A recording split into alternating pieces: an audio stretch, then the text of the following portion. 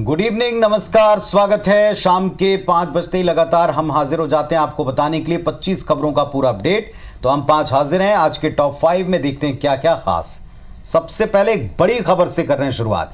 दिल्ली में जो हादसा हुआ उसने देश भर में कोचिंग के जाल को लेकर कई सवाल उठाए। अब दिल्ली कोचिंग हादसे की जांच सीबीआई करेगी। दिल्ली हाईकोर्ट ने सीबीआई को इसकी जांच सौंप दी। मौत पर कई गंभीर सवाल सामने आए। बेसमेंट में बारिश का पानी भरने से हादसा हुआ था, मौत हुई थी, निकलने की जगह नहीं थी। इसमें जो दोषी बताए गए थे उस पर भी सवाल उठाया गया। अब सीबीआई इसके हर पहलू को इन्वेस्टिगेट करेगी। 3 छात्रों की मौत के बाद इस पर संज्ञान लेते हुए इस मामले में सीबीआई जांच अनाउंस की गई। तो बड़ी खबर है, बड़ा अपडेट है। दिल्ली कोचिंग हादसे की जांच अब सीबीआई करेगी। दिल्ली हाईकोर्ट ने सीबीआई को इसकी जांच सौंप दी है। बीते दिनों हुए हादसे में बेसमेंट में जो कक्षा लगी थी उसमें पानी भर जाने से 3 की मौत हो गई थी। और ऐसे ही कई कोचिंग सेंटर्स में इस तरह की गड़बड़ियां, खामियां, लापरवाहियां नजर आई।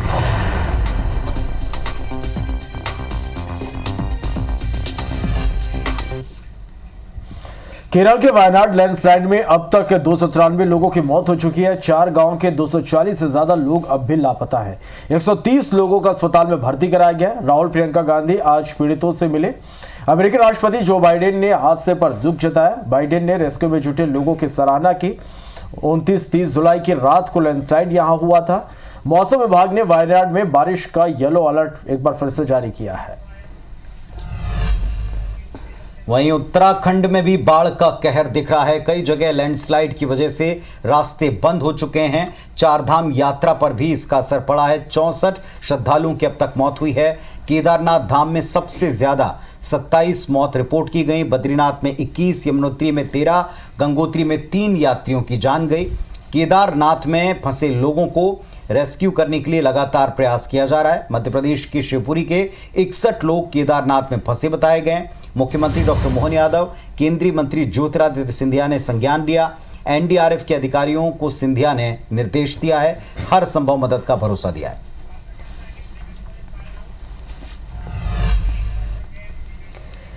तो आपको 3 तस्वीर अब आपको दिखाएंगे मध्य प्रदेश में लगातार हो रही बारिश की। तो बारिश से जलाशय का स्तर लगातार बढ़ता जा रहा है, इसलिए एहतियातन डैम के गेट लगातार खोले जा रहे हैं।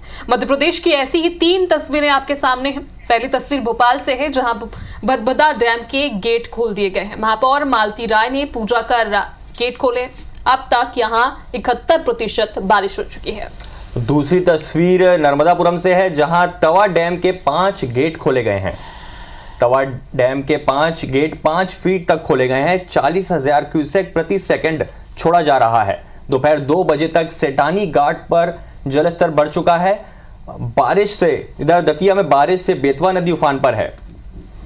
तो तीसरी तस्वीर जो है वो आप दतिया से देख रहे हैं। यहाँ पर माता टीला बांध का जो जलस्तर है वो बढ़ गया है। बांध के 20 गेटों को 2-2 फीट तक खोला गया है। 55,000 क्यूसेक मीटर पानी यहाँ से छोड़ा जा रहा है और कैचमेंट एरिया में नहीं जाने की अपील भी की जा रही है।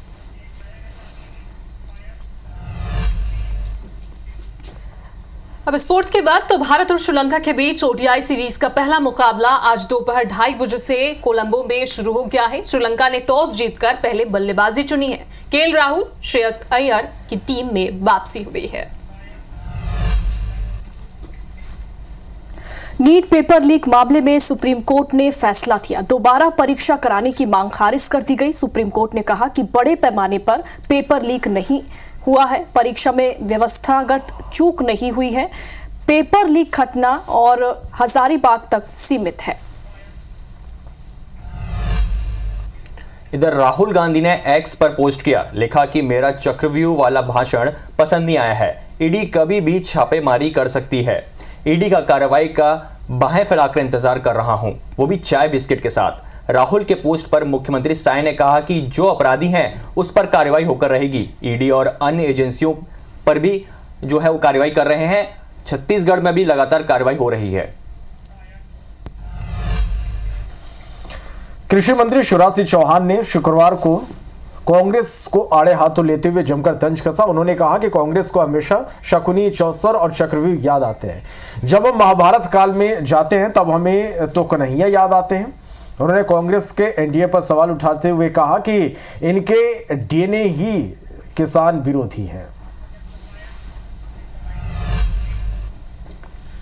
और इधर भोपाल में बीजेपी के वरिष्ठ नेता हैं रघुनंदन शर्मा। इन्होंने बयान दिया, मोहन सरकार के लाडली बहनों को रक्षाबंधन पर 250 रुपए अतिरिक्त दिए जाने पर सवाल उठा दिया। सभी को देना क्या उचित है, क्योंकि हर बहन ये त्योहार नहीं मनाती, फिर क्यों सबको ये पैसा देना है, ये सवाल उन्होंने उठाया। पहली बार नहीं है जब उनके बयान से उनकी सरकार असहज हुई हो। एक बार फिर उन्होंने ये बयान देकर अपनी सरकार को कटघरे में खड़ा किया।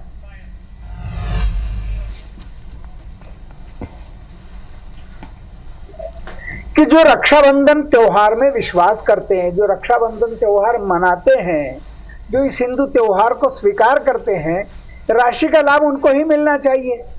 जो इस त्योहार को स्वीकार ही नहीं करते, जो इस त्योहार को मानते नहीं, जो ये त्योहार का उपयोग अपने भाईचारे में करते नहीं हैं, अपने रिश्तों में इसका उपयोग नहीं करते हैं, उनके लिए इस बढ़ी हुई राशि का कोई औचित्य नहीं है।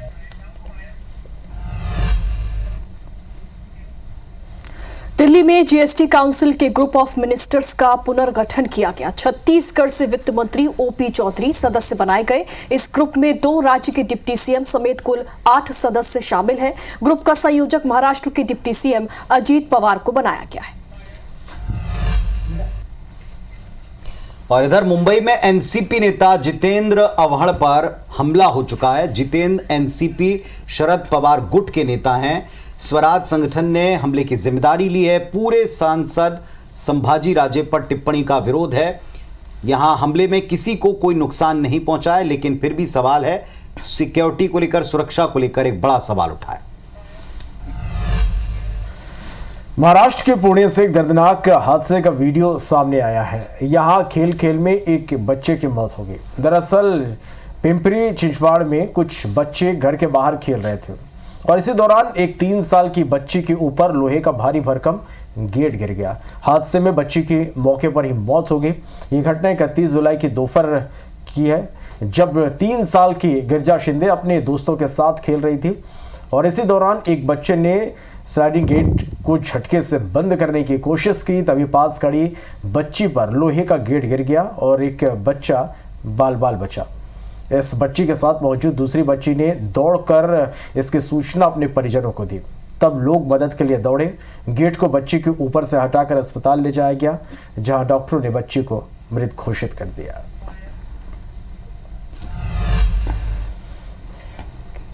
तो वहीं राजधानी रायपुर में एक बार फिर से हिट एंड रन का मामला सामने आया है। तेलीबांधा इलाके की सर्विस रोड पर तेज रफ्तार स्कूटी सवार युवती को एक एक्सयूवी ने टक्कर मार दी और कार चालक मौके से फरार हो गया। आसपास मौजूद लोगों ने युवती को अस्पताल पहुंचाया, जहां डॉक्टर्स ने उसे मृत घोषित कर दिया।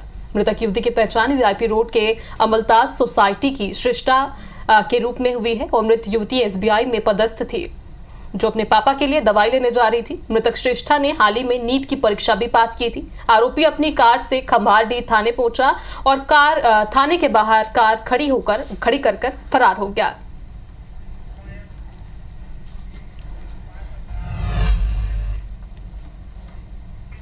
शराब घोटाला मामले के आरोपी अनवर ढेपर और अरुणपति त्रिपाठी को उत्तर प्रदेश की मेरठ जेल से रायपुर लाने का रास्ता साफ हो गया। दरअसल दोनों के खिलाफ ईडी की विशेष कोर्ट ने प्रोडक्शन वारंट जारी किया। ईडी की ओर से कोर्ट में लगाए गए आवेदन पर जारी प्रोडक्शन वारंट के आधार पर अब मेरठ जेल में बंद दोनों आरोपियों को रायपुर लेकर ईडी रिमांड में लेकर पूछताछ करेगी। टीपी हिसाब से चलाइए।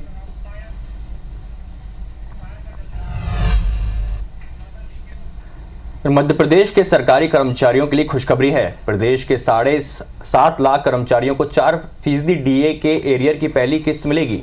एरियर की पहली किस्त का भुगतान करने आदेश जारी किए गए हैं। अगस्त में मिलने वाली दूसरी किस्त के लिए भी ये बिल लागू रहेगा। सरकार ने चुनाव के पहले 4% डीए देने के आदेश जारी किए थे। 1 जुलाई 2023 से 29 फरवरी 2024 तक के एरियर की राशि 3 समान किस्तों में दी जाएगी। मध्य प्रदेश में 15 अगस्त को सभी जिलों में पुलिस बैंड अपनी अपनी प्रस्तुति देने जा रही है, लेकिन पुलिस बैंड की प्रस्तुति से पहले ही 26 पुलिस जवानों ने बैंड बजाने से साफ इनकार कर दिया। पुलिस जवानों ने तर्क दिया कि उनकी भर्ती पुलिस की जनरल ड्यूटी के लिए हुई है, तो विभाग ने उन्हें बैंड बजाने के लिए बाध्य नहीं कर सकता, जिसके बाद विभाग ने उन्हें सस्पेंड कर दिया। अब इस मामले पर सियासत हो रही। कांग्रेस ने पुलिस विभाग के सस्पेंशन पर सवाल खड़े किए, तो वहीं सत्ता पक्ष बीजेपी ने कार्रवाई को नियम अनुसार बताते हुए कांग्रेस पर पलटवार किया। भोपाल में 9वीं कक्षा के छात्र की हत्या की खबर मिली। मृतक छात्र का युवकों से कुछ झगड़ा था। देर रात युवक ने पेंचकस मारकर छात्र की हत्या कर दी। हत्या करके आरोपी फरार है। टीटी नगर पुलिस अब इसकी जांच कर रही है और अब आरोपी को ढूंढा जा रहा है। ग्वालियर पुलिस ने अनीता गुप्ता हत्याकांड के मुख्य आरोपी आकाश जादौन को शॉर्ट एनकाउंटर में गिरफ्तार कर लिया। देर रात 3:30 बजे शीतला माता रोड इलाके से आकाश जादौन गुजर रहा था और इस दौरान पुलिस ने नाकेबंदी कर उसे घेर लिया। पुलिस को देखकर आकाश ने फायरिंग की। क्राइम की मुस्तैद टीम ने भी काउंटर फायर किया। पुलिस की फायरिंग में एक गोली आकाश जादौन के घुटने में लगी, जिससे वो मौके पर ही गिर गया और पुलिस ने उसे गिरफ्तार कर लिया। घायल आकाश को पुलिस ने ग्वालियर के जयरू के अस्पताल के ट्रॉमा सेंटर में भर्ती किया। इधर दमोह से 4 कॉलेज की छात्राओं के लापता होने के मामले में पुलिस ने साइबर टीम की मदद से सभी छात्राओं को मुंबई के दादर स्टेशन से ढूंढ निकाला है। दमोह पुलिस की टीम मुंबई से चारों छात्राओं को सकुशल लेकर दमोह पहुंची। पुलिस के मुताबिक चारों छात्रा ग्रामीण इलाके से हैं, जहां उनके परिजन उन पर शादी के लिए दबाव बना रहे थे, जबकि वे अभी पढ़ना चाहती थी। इसी वजह से वो घर से भाग गई थी। फिलहाल सभी छात्राओं को उनके परिजनों के सुपुर्द कर दिया गया।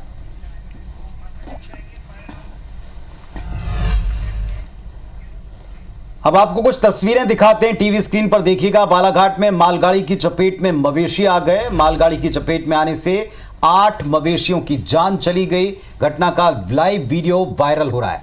बालाघाट से लामता के बीच रेलवे पुल की घटना है। वहीं दूसरी तस्वीर बलौदाबाजार छत्तीसगढ़ की, जहां 30 गायों की दर्दनाक मौत हो गई। कांजी हाउस में 30 गायों की दर्दनाक मौत हुई। वजह एक कमरे में 30 गायें ठूंस कर भरी गईं। न चारे की व्यवस्था, न पानी की व्यवस्था। लवन ब्लॉक के मर्दा गांव का यह मामला है। अब इसमें विरोध भी हो रहा है।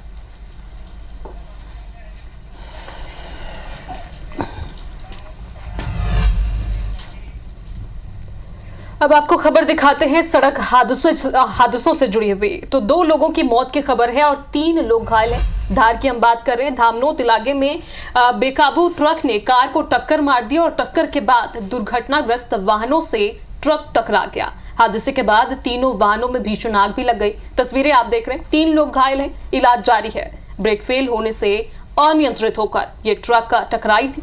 मुंबई आगरा 4 लेन के गणपति घाट पर यह हादसा हुआ।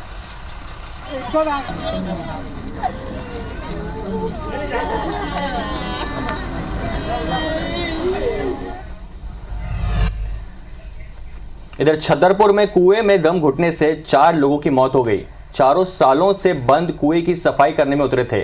मृतकों में 3 लोग एक ही परिवार के थे। शवों को पोस्टमार्टम के लिए जिला अस्पताल भेजा गया है।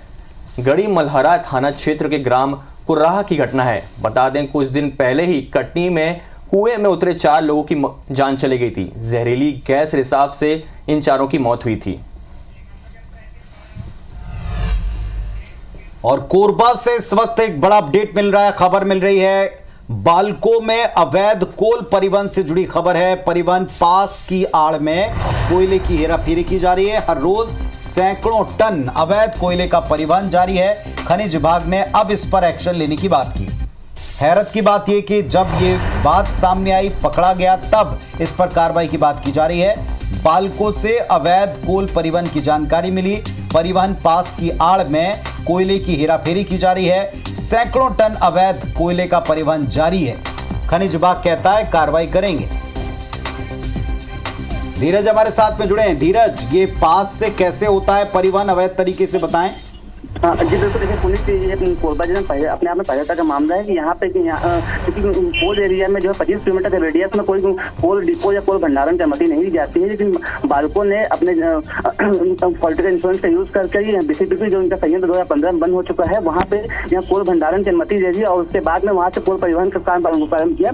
इसके लिए माइनिंग डिपार्टमेंट से परिवहन पास जारी किया गया है, जिसमें 35 टन पर गाड़ियों में कोयले का परिवहन करना है, लेकिन गाड़ियों में 44 टन से लेकर के 65 टन तक कोयले का परिवहन किया जाता है, जो कि अवैध परिवहन की श्रेणी में आता है। जब माइनिंग अधिकारी को इस बाबत उसके पकड़े जाने के बाद में उसको बताया गया तो माइनिंग अधिकारी तबे जुबान कह रहे हैं कि इस पर कार्रवाई करेंगे। जांच करने के बाद मिलने के बाद में अवैध परिवहन का मामला दर्ज करके उन पर केस रजिस्टर किया जाएगा, क्योंकि ये हर रोज यहाँ पे लाखों टन जो अवैध कोयले का यहाँ पे परिवहन हो रहा है और इसमें संभावना जताई जा रही है कि जो कोयला है वो चोरी का कोयला हो सकता है, क्योंकि पिछले दिनों ही कोरबा से कोयला चोरी के मामले में काफी सनसनी रहा है और काफी चर्चित रहा है ये क्षेत्र। और खास बात यह है कि जिस कोल ट्रांसपोर्टर को इसमें काम दिया गया है केसीपीएल, वहाँ पे ईडी ने पहले ही उनके रिश्तेदारों पर कार्रवाई करते हुए जो यहाँ पे उनके जो अवैध कोल डिपो थे उसको सीज करने की कार्रवाई की थी और उनके रिश्तेदारों को कंपनी को केसीपीएल को यहाँ पे काम दिया गया है, जो अपने आप में कई सवालों को जन्म देता है। तो कई अनियमितताएं जैसा बता रहे हैं धीरज, और अब इनकी जांच होना चाहिए, वरना इसी तरह अवैध परिवहन से करोड़ों का नुकसान हो सकता है। शुक्रिया आपका जानकारी के लिए। मुरैना में नर्सिंग कॉलेज फर्जीवाड़े की जांच शुरू हो गई है। हाई कोर्ट के आदेश पर जांच के लिए सीबीआई की 4 टीम मुरैना पहुंची। नर्सिंग कॉलेजों की बिल्डिंग और दस्तावेजों की जांच जारी है। जिला प्रशासन, पटवारी और आरआई भी टीम के साथ मौजूद है। 8 से ज्यादा नर्सिंग कॉलेजों की जांच की जा रही है। भोपाल से खबर, जहां दिन दाड़े 5.5 लाख रुपए की लूट हो गई। युवक से रुपयों से भरा बैग छीनकर 2 आरोपी भागे। युवक की स्कूटी को टक्कर मारकर रुपयों से भरा बैग छीन लिया। युवक बैंक से पैसे निकालकर अपनी दुकान जा रहा था। कीलन देव टावर चौराहे के ऊपर लूट की वारदात हुई। मैं बैंक से पैसे कैश विड्रॉ करके आ रहा था। जैसे ही मैं कैश विड्रॉ करके जा रहा था, यहाँ पे 2 लोग आए। उनकी गाड़ी का कलर मुझे याद नहीं कौन सा था, मैं बिल्कुल दिमाग मेरा आउट हो गया। तो उनने एकदम छुरी मारी मेरी, यहाँ पीछे नकाब बना था दोनों का और नंबर प्लेट हाइट थी। तो जैसे ही उन लोगों ने मारा मैं नीचे गिर गया और मेरी डिग्गी में मेरा फ़ोन थे, मेरे पापा का मेरे फ़ोन था और मेरे पापा का फ़ोन था। 2 फ़ोन थे, वो दोनों फ़ोन एक बैग में थे। वो बैग और पैसे 5.5 लाख रुपए कैश थे, बैंक से निकाल के लेके आया था। वो दोनों गिर गए। डिग्गी जैसे ही मैं गिरा, गाड़ी की डिग्गी खुल गई और उन लोगों ने पैसे छीन के भाग गए वहाँ से। और इस वक्त एक और बड़ी खबर रतलाम से मिल रही। करोड़ों रुपए का MTFE ऐप घोटाला सामने आया। 108 क्रिप्टो करेंसी में 44 लाख रुपए सीज हुए हैं। जापान सिंगापुर बेस्ड कंपनी है। क्रिप्टो करेंसी सीज करके भारत वापस लाया गया। मध्य प्रदेश, राजस्थान के हजारों लोगों से ठगी हुई थी। 7 आरोपी इस मामले में गिरफ्तार हो चुके हैं। तो एक बड़ा अपडेट आपको दे रहे हैं, बड़ी खबर आपको दे रहे हैं। रतलाम में करोड़ों रुपए का MTFE ऐप घोटाला मामले में 108 क्रिप्टो करेंसी में 44 लाख रुपयों को सीज किया। जापान सिंगापुर बेस्ड कंपनी है। इसे सीज करके भारत में वापस लाया जा रहा है। मध्य प्रदेश, राजस्थान के जो हजारों लोगों से ठगा था, 7 आरोपी इसमें गिरफ्तार हुए हैं। पैसे वापसी के लिए प्रबंध किया जाएगा, इंतजाम किया जाएगा।